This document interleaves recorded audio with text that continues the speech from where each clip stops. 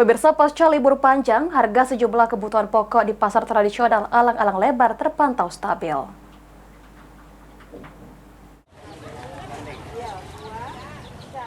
Pasca momen libur panjang, harga sejumlah kebutuhan pokok di pasar tradisional Kota Palembang terpantau stabil. Dari pantauan di pasar tradisional Alang-Alang Lebar, sejumlah kebutuhan pokok seperti bawang merah terpantau bergerak stabil di kisaran Rp30.000 hingga Rp35.000. Harga minyak goreng curah terpantau stabil dalam rentang Rp16.500 hingga Rp18.000. Demikian juga harga bawang putih di kisaran Rp40.000 per kilogram dan harga telur Rp2.000 per butir.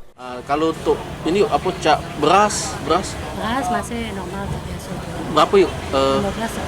15.000 sekilo. Kalau apa sekampilnya itu? Sekampilnya 276 itu kalau yang beras premium ya? Atin. Oh yang biasa. Nah kalau yang premium yuk? Oh tidak juga.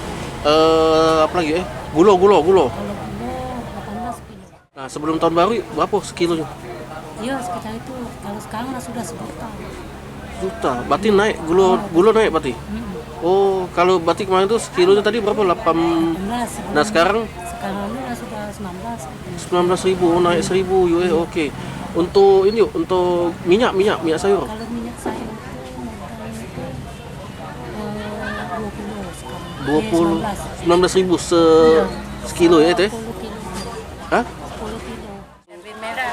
Cabai merah. Kalau cabai bodoh ini 70. Naik turun yuk? Ya, naik turun. Naik turun. Sebelumnya berapa di tahun sebelum tahun baru nih? Sebelum tahun baru 80 90 cabai bodoh. 80 90. Bawang 40. 40 Bawang merah. merah. Bawang putih 38. 38. Turun enggak dari tahun baru sebelumnya berapa? Aji Delia, PAL TV.